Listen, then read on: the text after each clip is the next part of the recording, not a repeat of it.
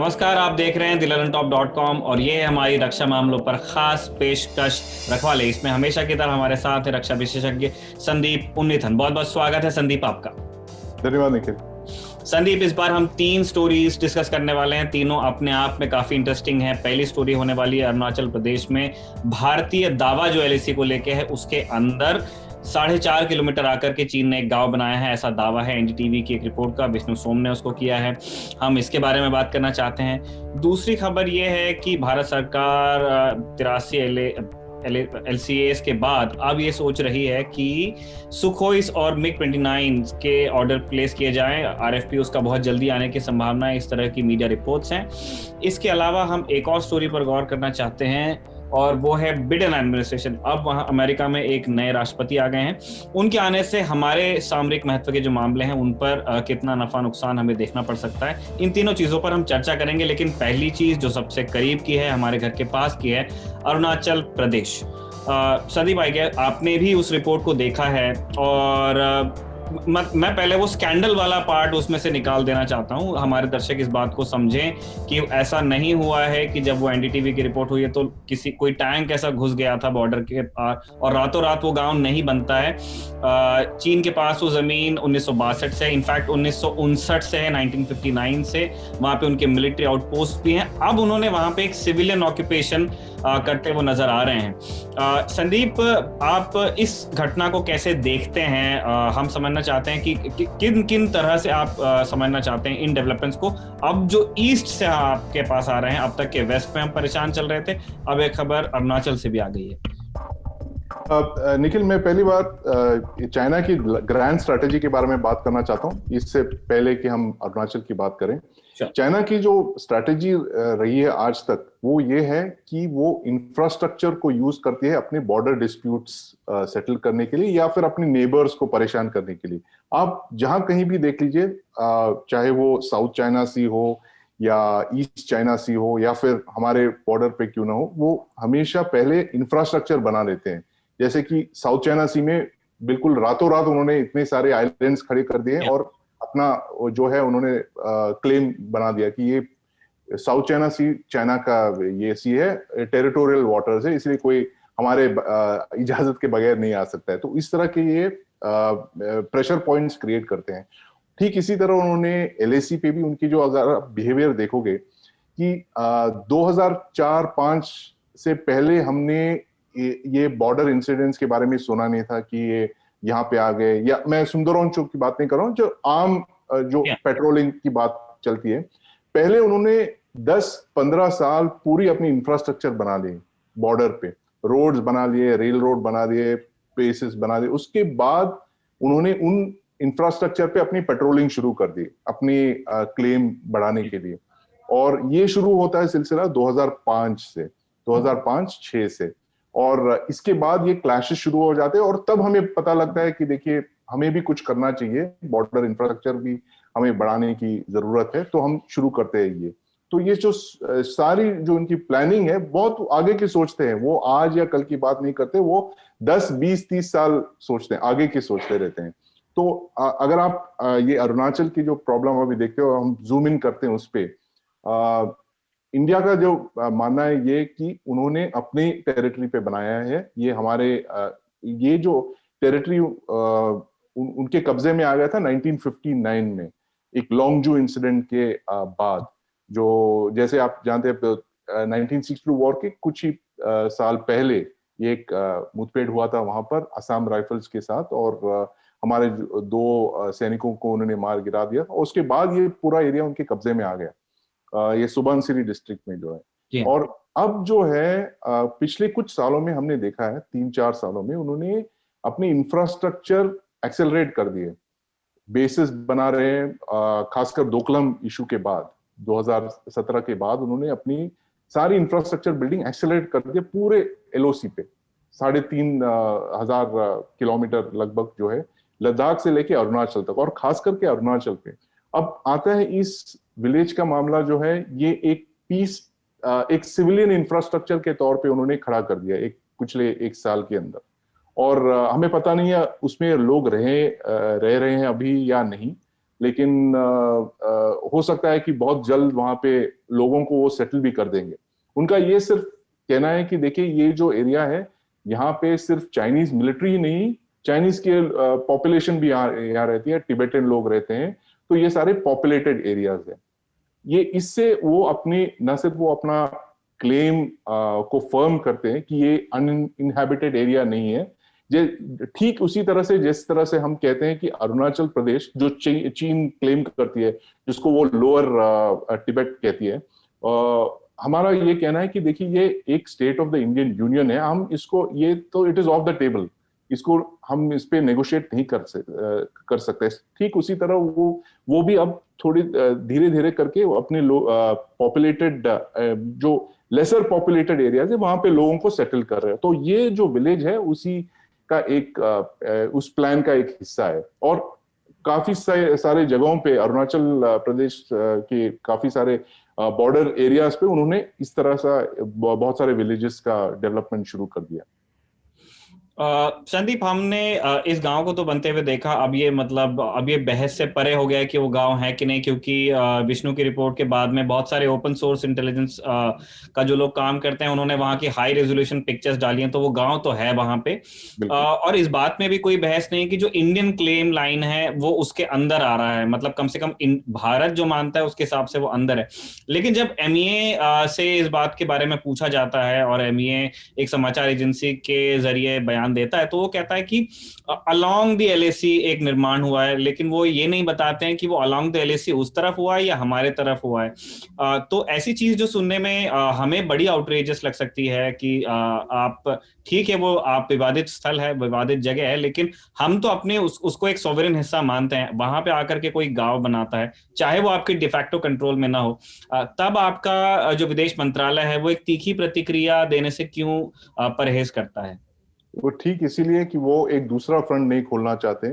जो लद्दाख में जो सिचुएशन चल रहा है वो उसी पे फोकस करके रखना चाहते। पिछली बार हमने भी ठीक ये डिस्कस किया था कि वो नहीं चाहते कि ये जो सारा जो कॉन्फ्लिक्ट एरिया है वो ये हट के हमारी जो अटेंशन है अरुणाचल प्रदेश पे चले जाए।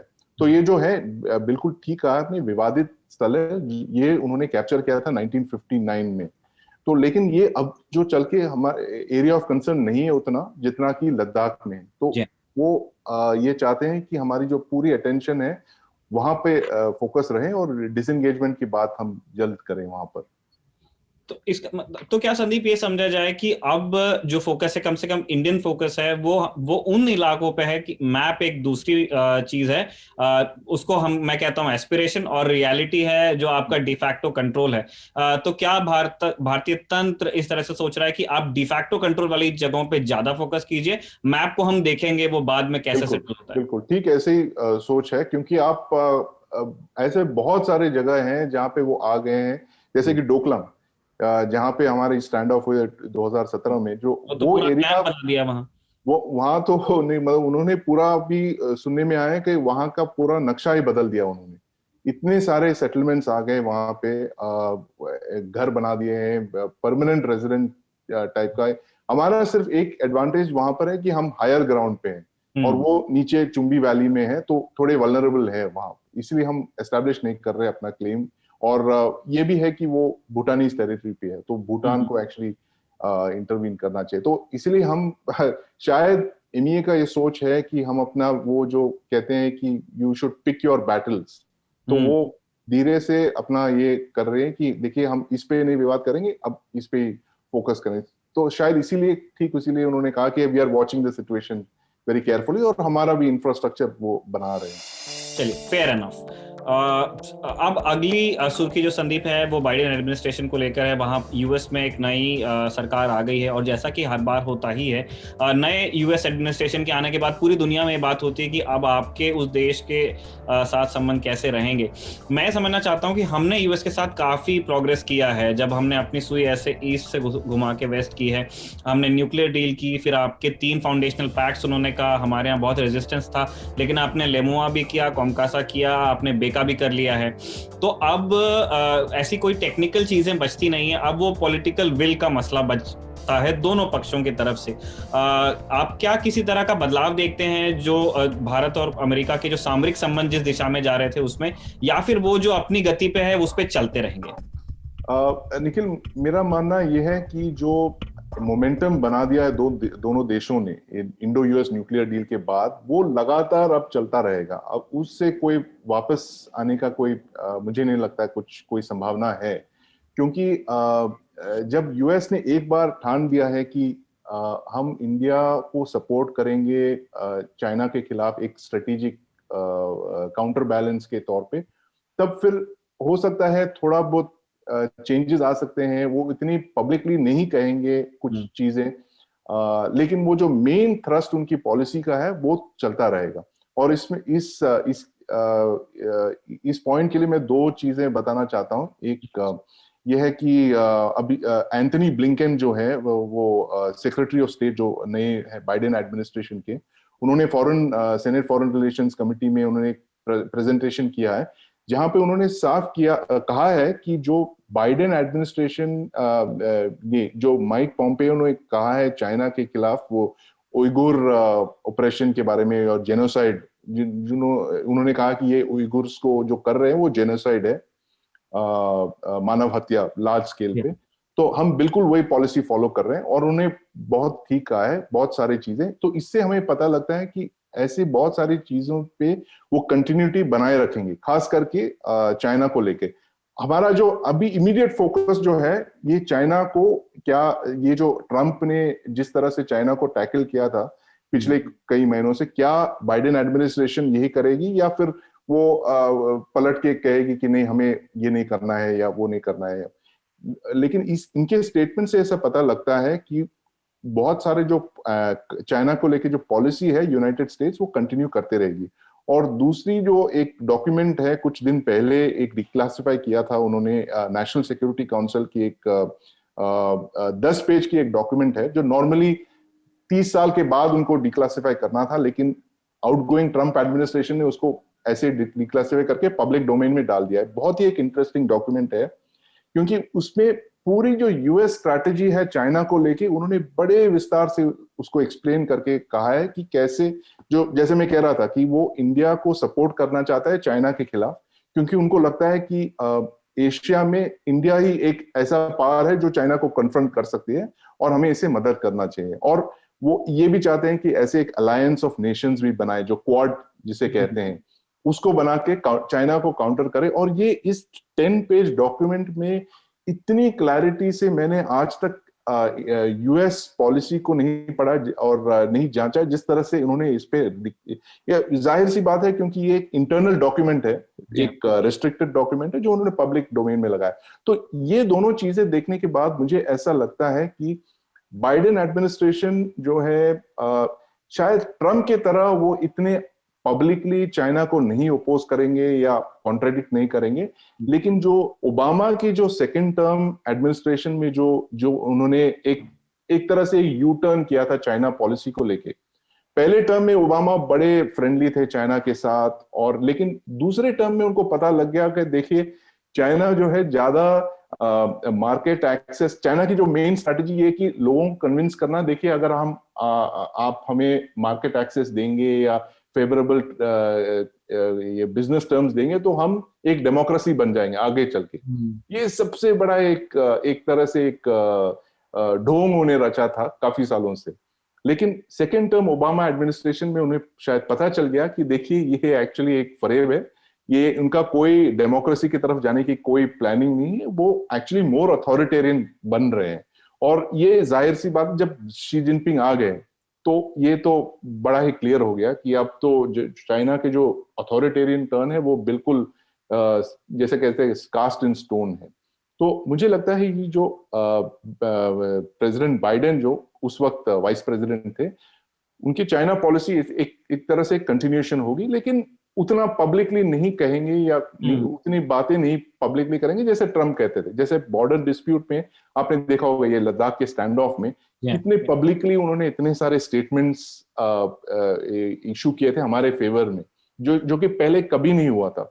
ओबामा एडमिनिस्ट्रेशन के टाइम पे भी इतने पब्लिकली उन्होंने सपोर्ट नहीं किया जितने की ट्रंप ने किया। इसीलिए तो बहुत सारे लोग कहते हैं कि देखिए Trump is actually good for India, क्योंकि ये इतने पब्लिकली ये सपोर्ट कर रहे हैं हमारे, जबकि जब हमें एक दूसरे एक बैलेंसिंग पावर की जरूरत पड़ती है, जैसे शुरुआत से थे, जब ये चाइना और पाकिस्तान को लेके हमारे जो समस्याएं हैं, उसको बैलेंस करने के लिए हमेशा एक सुपर पावर की जरूरत पड़ी है, जैसे सोवियत यूनियन का था लेट 1960 से लेके 1991 तक। और उसके बाद हम ये सोच के चलने लगे कि शायद अमेरिका भी आ जाएगा, और इसीलिए इस वजह से हमने ये सारे अग्रीमेंट साइन किए उनके साथ। और इसके जो इंडो यूएस रिलेशनशिप की जो रफ्तार है वो अब चाइना के बिहेवियर पे डिपेंड करता है कि किस तरह से चाइना अगर हमें ज्यादा प्रेशराइज करेगी तो जो रिलेशनशिप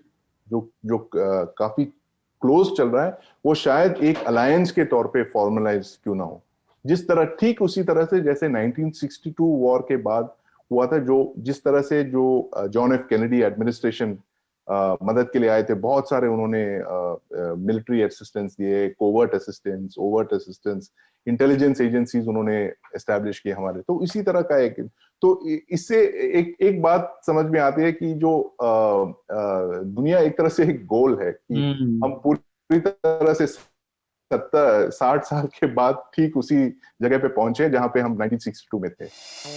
यही फायदा है आपसे बात करने का कि हमको मतलब ऐसे पैटर्न्स ना बहुत मतलब कम लोग बताते हैं। चलिए अगली सुर्खी पे हम चलते हैं संदीप, और अगली सुर्खी होने वाली है, अभी बहुत दिनों बाद ऐसा होता है कि जब 1 तारीख को सैलरी आती है तो उसके बाद आदमी एकदम शॉपिंग स्प्री पे रहता है।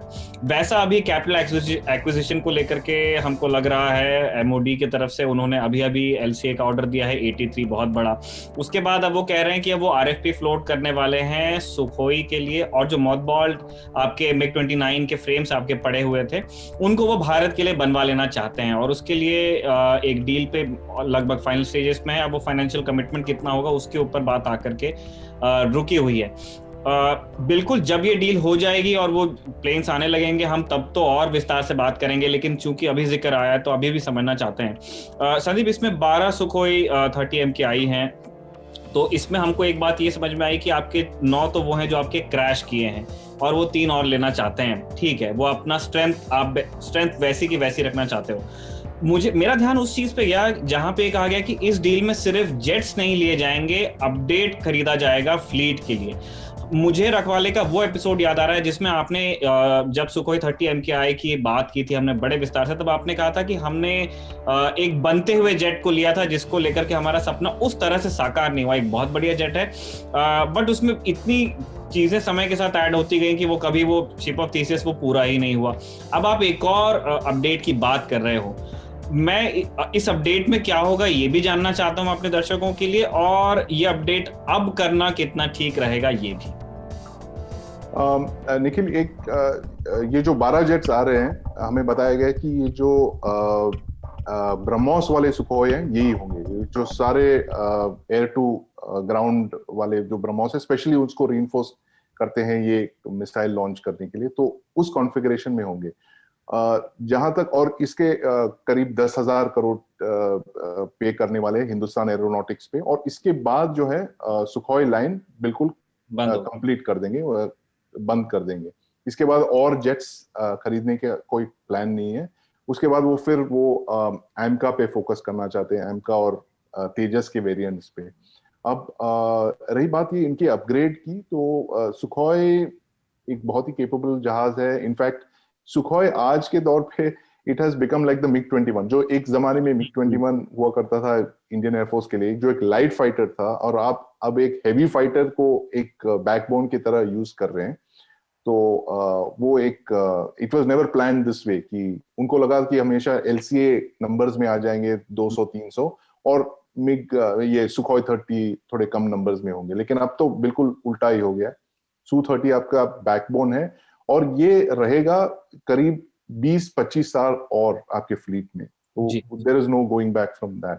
अब उनके अपग्रेड के लिए वो रेडार्स अपग्रेड करना चाहते हैं। उनकी जो मेन एक फेज्ड एरे रेडार इंडक्ट करने की बात कर रहे हैं, इलेक्ट्रॉनिक वॉरफेयर स्वीट्स, जो भी उनके वीकनेसेस आए, खासकर कि वो बालाकोट के बाद वाले जो ऑपरेशन में कुछ वीकनेसेस निकल आए थे सुखोई के, तो वो इससे वो फिक्स करना चाहते हैं। और ये अस्त्र मिसाइल है, वो तो ऑलरेडी इंडिजिनस डेवलपमेंट है, वो फिट होके आएंगे। लेकिन मेनली जो इस पे होंगे इलेक्ट्रॉनिक्स चेंजेस होंगे, इलेक्ट्रॉनिक वॉरफेयर स्वीट्स, जैमर्स वगैरह, वो सब फिट करेंगे। और जो अल्टीमेटली वो प्लान करना चाहते हैं, एक प्रोजेक्ट था एक जमाने में, उसको सुपर 30 कहते थे, वो जो सुखोई को एक पूरी तरह से वो अपग्रेड करके रशियंस ये करीब 10 अरब करोड़ का एक बजट था एक जमाने में वो, लेकिन मुझे बताया गया कि वो अब पूरी तरह शेल्व किया गया है। वो उस तरह के महंगे अपग्रेड नहीं कर पाएंगे, क्योंकि एक तो बजटरी कॉन्स्ट्रेंट्स है, और वो चाहते हैं कि ये जो पैसा इससे जो बचता है वो 114 जो जहाज है उस पर वो फोकस कर। और ये जो दो परचेजेस है, सुखोई 30 और मिग 29 का, मेरा ये मानना है, पर्सनल ओपिनियन ये है मेरा, कि अगले 2 या 3 साल तक आपको कोई दूसरे एयरक्राफ्ट के ऑर्डर्स नहीं आएंगे, क्योंकि इकोनॉमी की जो हालत है आप जानते ही है, रिसेशन में है, इकोनॉमी कॉन्ट्रैक्ट हो चुकी है। और गवर्नमेंट ने वेरी केयरफुली उन्होंने चूज किया है कि कौन से प्रोजेक्ट्स पे वो पैसा डालना चाहेगी। एक तो LCA Mark 1, वो तो लॉन्ग पेंडिंग एक डिमांड थी, तो उन्होंने उसको ये कर दिया है, साइन कर दिया, ऑलमोस्ट साइन होने ही वाला है वो कॉन्ट्रैक्ट इस साल। और दूसरा जो है ये क्रैश रिप्लेसमेंट Su-30 के, और तीसरा होगा ये मिग 29 की, जो बड़े सस्ते में आ रहे हैं ऐसा बताया जा रहा है। एक स्क्वाड्रन आपको ऐसे ही मिल जाएगा कुछ ही 2 साल के अंदर ही, जो ऑलरेडी एग्जिस्टिंग फ्लीट के हिसाब से आप उसको कंटिन्यू कर सकते हैं, उसी ट्रेनिंग मेंटेनेंस वगैरह सब उसमें आसानी होगी, तो एक जल्द से आपको एक स्क्वाड्रन और मिल जाएगा। तो इनका कैलकुलेशन मुझे लगता है गवर्नमेंट का, कि हम इतना ही पैसा आप खर्चेंगे इस 2-3 साल में, जब तक कि इकोनॉमी बेहतर नहीं हो जाती, पर ये पिकअप नहीं करती, तब तक हम एयरफोर्स ये थोड़े डील्स हम पॉज करके रखेंगे। तो फिर रही बात वो 36 और रफाइल्स की बात जो चल रही है, या फिर 114 जहाज, वो मुझे लगता है आगे उसको थोड़ा पोस्टपोन करेंगे। संदीप, अब अगला सवाल, मैं कॉस्ट वाली बात तो समझ गया कि आप एक सस्ते में एक अच्छे जेट का स्क्वाड्रन ले रहे हो, फिर मैं समझना चाहता हूँ कि अगर आप पैसे लगा ही रहे हो तो आप एक 80s विंटेज जेट क्यों लेना चाहते हो, चाहे सस्ते में आपको वो मिल रहा हो, और जिसके एयरफ्रेम्स काफी टाइम से रखे हुए हैं, उनकी इंटेग्रिटी को लेके हमको पता नहीं है कि वो किस कंडीशन में थे, कैसे हैं, किस तरह से उनको प्रिजर्व किया गया, और फिर आप कह रहे हो कि आप बिल्कुल उनको 2021 सॉरी, उसमें उड़ने वाले जेट सब बनाना चाहते हो। कितना पॉसिबल है, मतलब जब 80s में आपको ये जेट मिलता है, पहली बार आता है, वहां से यहाँ तक अब दोबारा उसको वो प्रोसेस किया जा सकता है क्या, या फिर आपको 2021 में भी आप वही बनाने वाले हो जो आपने 80s में डिजाइन किया था? मैं एक्चुअली कुछ देर पहले निखिल किसी से बात कर रहा था एक मशीन गन के बारे में, एक अमेरिकन मशीन गन 50 कैल जो है, ब्राउनिंग 50 कैल जो है, जो करीब 100 साल से यूनाइटेड स्टेट्स वही गन बनाते आ रहे हैं, बिल्कुल कोई चेंज नहीं है उस पर, वही पार्ट्स 100 साल से उसी फैक्ट्री में वो बनाते आ रहे हैं। तो यूएस की जो एग्जांपल है, उनके B-52 बॉम्बर्स 50-60 साल से वही बनाते आ रहे हैं, सेम मॉडल है, वो चलाते जा रहे हैं। और रही बात इन जेट्स की, ये तो रशियन का तो अलग ही फिलॉसफी है, वो उनके उतनी लाइफ नहीं रहती है जितनी वेस्टर्न प्लेटफॉर्म्स के हैं। लेकिन इसमें मैं पूरी तरह से एयरफोर्स को ट्रस्ट करता हूं कि उन्होंने पूरे जजमेंट करके उन्होंने देख लिया होगा एयरफ्रेम्स में कितना लाइफ बचा है। मुझे नहीं लगता है ये कभी उड़े हैं, उसका मतलब है कि काफी लाइफ है इन एयरफ्रेम्स में। इनको अपग्रेड करके आप रिफर्बिश करके आप निकाल सकते हैं एक पूरी एयरक्राफ्ट की जो नॉर्मल लाइफ है, जो 25-30 साल तक चलती है, नॉर्मली उतना ही है उनके एयरक्राफ्ट एयरफ्रेम्स की लाइफ है। और इनको अपग्रेड करके हो सकता है जो रशियन स्टैंडर्ड्स है मिग 29 के, आप करंट मिग 29 जो नेवी फ्लाई करती है, जो मिग 29 के है, उस स्टैंडर्ड तक अगर आप ला सकते हो, और एयरफोर्स के भी काफी अपग्रेड्स हो चुके हैं मिग 29 के 50 के करीब, तो मुझे लगता है कि एक इंटरिम फाइटर, एक 10-15 साल तक आपने एक नंबर्स आपके पास आ जाते हैं, तो वो एक बहुत बड़ी बात है। तो ये शायद ये सोच के उन्होंने ये डिसाइड कर लिया है, और ये है करीब 7,000 करोड़ की एक डील है, पूरा ऑल टोल्ड, ये पूरा अपग्रेड और इलेक्ट्रॉनिक्स के साथ। तो ऐसे उन्होंने डिसाइड कर लिया होगा कि देखिए कुछ आ नहीं रहा है जल्द, तो हम क्या ले सकते हैं जो बहुत ही जल्द हमारे पास आ सकता है। संदीप, एक चीज जिसको हम मेंशन करना चाहते, इंडिया ने भी जो मिग 29 लिए हैं, हमने भी विद टाइम उनको अपग्रेड किया है, क्योंकि वो एक बहुत अच्छा डॉग फाइट के लिए बना हुआ एयरक्राफ्ट है, लेकिन फिर हम उसमें धीरे धीरे आपने उसमें मिशन प्रोफाइल और रोल्स उसमें ऐड किए हैं। जो अब आ रहे हैं मिग 29, क्या वो किस तरह के होंगे, वो किस जो एयरफोर्स का फाइटर मैट्रिक्स है इंडियन एयरफोर्स का, उसमें आप कहाँ देख रहे हैं उनको, कि उनको किस फोकस के साथ में लाया जा रहा है? इनकी जो एग्जैक्ट कॉन्फ़िगरेशन है हमें पता नहीं है अब तक, लेकिन अगर आप इसके एयरफोर्स की जो थिंकिंग है, जो सोच है, वो मल्टी रोल फाइटर्स की तरफ ही है, जो मल्टीपल रोल्स कर सकते हैं, air to air, air to ground, क्योंकि फाइटर्स की बहुत कमी होने की वजह से अब वो डेडिकेटेड एयर सुपीरियरिटी रोल्स या एयर टू ग्राउंड वो उस पर फोकस नहीं करना चाहती। वो ये चाहती है कि एक एयरक्राफ्ट जो मल्टीपल मिशंस यूज करे, क्योंकि अलग अलग प्रोफाइल्स पे स्विंग रोल करे, क्योंकि उन्होंने जो काफी एक्सरसाइज की है रिसेंटली, उसका ये एक लेसन ये है कि कैसे वो एक एयरक्राफ्ट को एक फ्रंट से दूसरे फ्रंट तक डिप्लॉय करेंगे बहुत रैपिडली, और उसका रोल भी चेंज कर सकते हैं वगैरह, ये सब प्रैक्टिस कर रहे हैं। तो उसमें मुझे लगता है ये मल्टी रोल उसकी जो कैपेबिलिटी है उस पर वो ज्यादा एम्फसाइज करेंगे। ठीक है, इसी के साथ हमारी लीड स्टोरीज खत्म होती हैं संदीप, और अब आते हैं दर्शकों के सवाल। इस बार पिछले बार का भी एपिसोड खूब पसंद किया गया है, मतलब हमारे जो एवरेज व्यूज थे जो उससे पहले हमने किया था JF-17 वर्सेस तेजस, वो तो 2 लाख के ऊपर चला गया है, ये अभी 90 के पास में है, तो डबल देन एवरेज। अच्छा, ये पहला सवाल हमारे व्यूअर हैं, उन्होंने अपना नाम NKJ ही बताया है। उन्होंने ये पूछा है कि इस तरह की कुछ खबरें थी पीछे कि यूएस को अभी भी वो प्रॉब्लम खत्म नहीं हुई है जो इंडिया ने S-400 के साथ आप आगे जा रहे हो, अभी ट्रेनिंग के लिए आपका एयरफोर्स का क्रू रशिया जाने भी वाला है। तो इन्होंने पूछा है कि क्या हमको अपने LCA के लिए और दूसरे फाइटर प्रोग्राम्स के लिए इंजन्स पहले बात कर लेनी चाहिए यूएस से, पहले कमिटमेंट्स ले लेने चाहिए, कहीं ऐसा तो नहीं होगा कि अगर हम S-400 के साथ आगे जाते हैं तो बाद में यूएस कभी इस चीज की नाराजगी जाहिर करे, कहीं हमको रोक लेगा, प्राइम मूवर जो हमको वो दे रहा है हमारे एयरक्राफ्ट के लिए उसमें?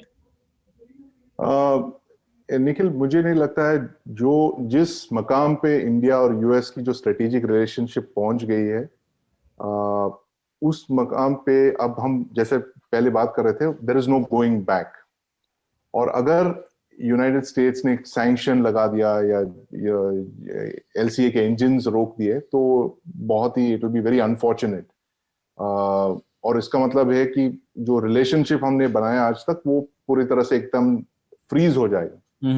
और यूएस मानती है कि इंडिया एक बहुत ही एक लार्ज मार्केट है उनके आर्म्स के लिए, और अगर वो सैंक्शंस लगाती है या जी इंजन्स को रोकती है, तो वो जो US as a reliable defence supplier, उस पे एक बहुत ही बड़ा सवाल लग जाएगा, हो जाएगा। तो इसीलिए वो ये कभी नहीं चाहेंगे कि ऐसा एक रिलायबिलिटी पे क्वेश्चन मार्क आ जाए। ये क्योंकि ये बात बहुत पहले 20 साल 25 साल पहले जब पोखरण के बाद भी हम डिस्कस कर रहे थे। देखिए हमारे सारे जो यूएस पार्ट जो भी यूएस पार्ट्स थे हमारे सब सैंक्शंस कर दिए गए। वो जो हेलीकॉप्टर्स हमारे बहुत सारे अटक गए थे क्योंकि उनमें यूएस पार्ट्स। लेकिन अब India of 1998 India of 2021 is not India of 1990, ये मान के हमें चलना चाहिए। और मुझे नहीं लगता इस तरह की जो लार्ज स्केल एम्बार्गो या बैनिंग जिस तरह से वो चाहे ईरान पे या नॉर्थ कोरिया पे करते हैं, वो इंडिया पे ऐसा नहीं करेंगे, नहीं कर सकते। मतलब वो एक डील के लिए एक रिलेशनशिप को किल नहीं करना चाहेंगे। ठीक है, ठीक है। इन्होंने ये सवाल पूछा है, इसमें से हम कुछ चीजें छाट लेंगे। सुभाष चंद्र सिंह नाम है इन व्यूअर का। इन्होंने पूछा है, ये पूछ रहे हैं कि क्या क्वाड ज्वाइंट मिलिट्री प्रोडक्शन के बारे में कोई बात चल रही है या ये विचार कहीं पे है क्या? पहला सवाल। और दूसरा सवाल इन्होंने पूछा है कि इंडिया इजराइल जॉइंट प्रोटेक्शन समझना चाहते हैं वो डिफेंस इक्विपमेंट्स में। तो इजराइल वाला लिस्ट तो आई गेस बहुत महंगा होगा।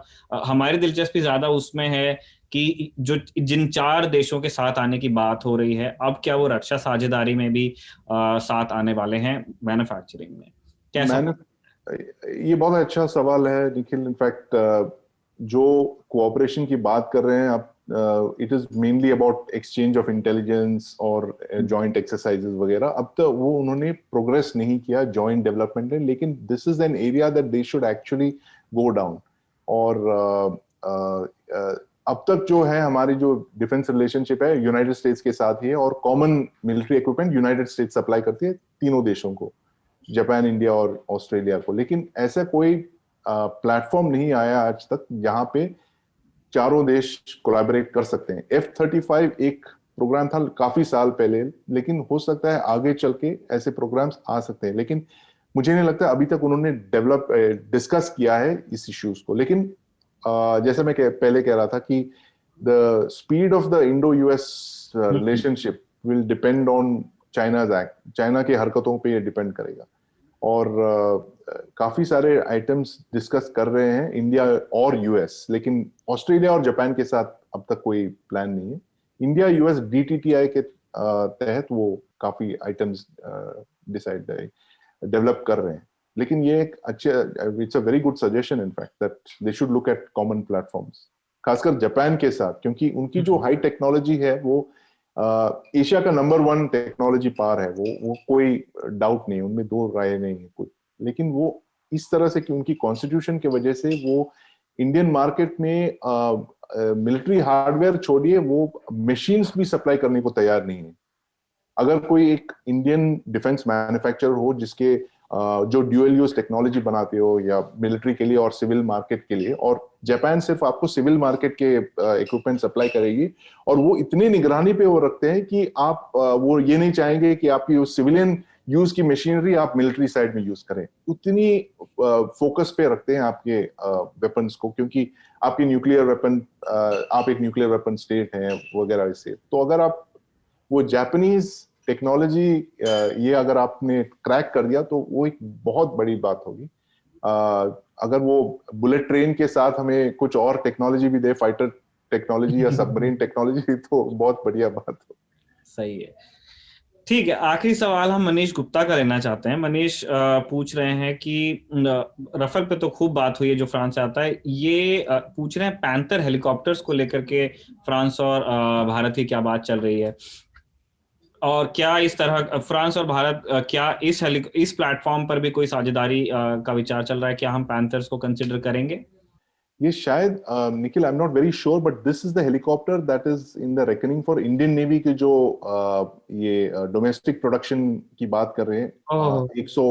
110 या 114 हेलीकॉप्टर्स जो है light utility helicopter, naval light NUH naval utility helicopter, उसमें ये पैंथर की बात है जो लाइसेंस प्रोड्यूस करना चाहते हैं। और ये एक बहुत ही केपेबल हेलीकॉप्टर है। जो इसको जो बेसिस है वो एक डॉल्फिन करके एक हेलीकॉप्टर है जो बहुत साल पहले इंडिया ने एक्वायर किया था सिविलियन यूज के लिए। ONGC में यूज करते थे ऐसे, डॉल्फिन नाम था उसका। मिड टू लेट 80s में उन्होंने एक्वायर किया था। और ये मॉडल इतना बेहतरीन मॉडल है कि चाइना ने भी इसे ठीक उन्होंने यूज किया है। चाइना ने एक्वायर किया है, वो लाइसेंस प्रोड्यूस करके यूज करते हैं लाइट हेलीकॉप्टर पे। मैंने इनफैक्ट एक चाइनीज वॉरशिप पे खुद देखा है 20 साल पहले। अच्छा। सेम डॉल्फिन को उन्होंने, वो उसे हार्बिन कहते हैं। वो लाइट हेलीकॉप्टर उन्होंने अलग अलग रोल्स में, ये नेवी में, एयरफोर्स, आर्मी, तीनों जगह पे उन्होंने यूज किया है, और पाकिस्तान को भी एक्सपोर्ट किया है। तो वो एक MiG-21 की तरह एक यूनिट, बहुत ही बढ़िया डिजाइन है लाइट यूटिलिटी हेलीकॉप्टर। तो आप समझ सकते हैं it's a very good deal, and it is front runner for ये इंडियन नेवी की जो रिक्वायरमेंट है 114। It's a good thing if you get it.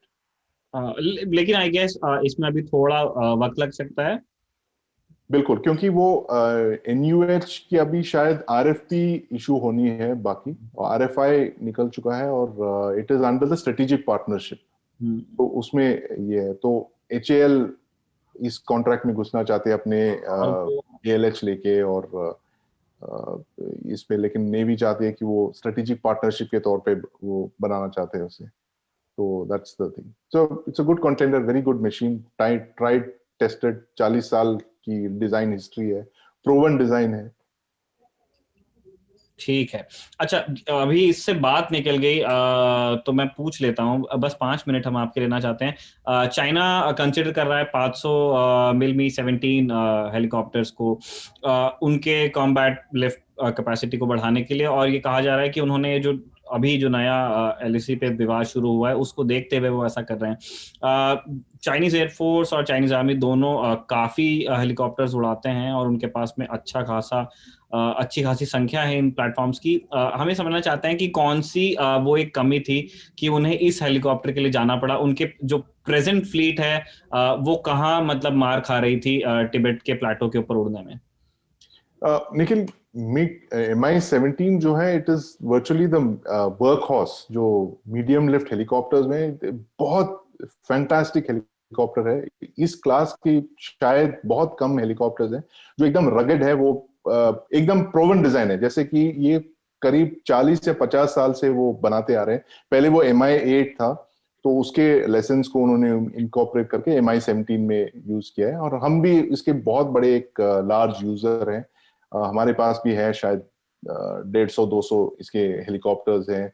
और आप ये समझ सकते हैं कि ये इतनी एक अच्छी मशीन है कि यूनाइटेड स्टेट्स ने भी खरीद के उसे अपने एलाइज को दिया है, अफगानिस्तान में, इराक में वगैरह। और मैंने खुद अपने आंखों से एक्चुअली इनफैक्ट देखा है ये अपग्रेडेड हेलीकॉप्टर्स। एक फॉरेन मिनिस्टर के साथ हम गए थे पाकिस्तान में एक विजिट के लिए, तब हमें देखने को आया कि बहुत ही बढ़िया नजरिया है। एक रशियन एयरक्राफ्ट से अपग्रेडेड Mi-17 यूनाइटेड स्टेट्स से पाकिस्तान में आ रहे हैं। तो आप समझ सकते हैं कि उन्होंने ये मशीन्स खरीद के US में लेके जाके उसको अपग्रेड करके वापस पाकिस्तान भेजा था अफगानिस्तान के लिए। तो एक बहुत ही रिलायबल एयरक्राफ्ट है, हॉट एंड हाई कंडीशंस जो कि टिबेटन प्लेटो में यूज कर सकते हैं, वो बिल्कुल इसी वजह से वो एक्वायर कर रहे हैं। इस क्लास में शायद कोई एक कंपैरेटिव हेलीकॉप्टर नहीं है, और चाइना के पास भी ये नहीं। वो ज्यादातर जो उनके डिजाइन है वो रिवर्स इंजीनियर्ड रशियन डिजाइन ही है। तो हो सकता है उनको लगा है कि एक लिफ्ट में एक कमी आ गई हो कहीं पे, तो उसको मीट करने के लिए उन्होंने ये एक्वायर किया है। क्योंकि ये पहली बार है शायद जो चाइना इतने लंबे मतलब एक लंबे डिप्लॉयमेंट पे वो निकल पड़े। तो बहुत सारे वो लेसन सीख रहे हैं कि हाई ऑल्टीट्यूड में कैसे डिप्लॉय होते हैं। हम तो वहां 30-25 साल से हमने पूरी अपनी जो सियाचिन पाठशाला हमने खोल के रखी है। हमें सारे जो लेसन हैं हाई ऑल्टीट्यूड पे, ये हमने एक तरह से सीख लिया है पूरी तरह से, कैसे कोल्ड के साथ कैसे डील करना हो। या चाइना अभी जो है लर्नर्स है, अभी वो सीख रहे हैं। तो इस तरह से बहुत सारे ऐसे चीजें अभी आएंगी उनके पास, जैसे कि हाई एल्टीट्यूड के लिए जो टेंटेज हो या क्लोथिंग हो या कोल्ड वेदर हैबिटेशन के, तो वो अपने आप को पूरी तरह से वो प्रिपेयर कर रहे हैं। तो मुझे लगता है ये this is part of the same preparation. चलिए, इसी के साथ रखवाले की इस किस्त को हम कंक्लूड करते हैं। शुक्रिया संदीप आपका हमें वक्त देने के लिए, और शुक्रिया दर्शकों का भी जो रखवाले के एपिसोड्स देखते हैं। Thank you. धन्यवाद।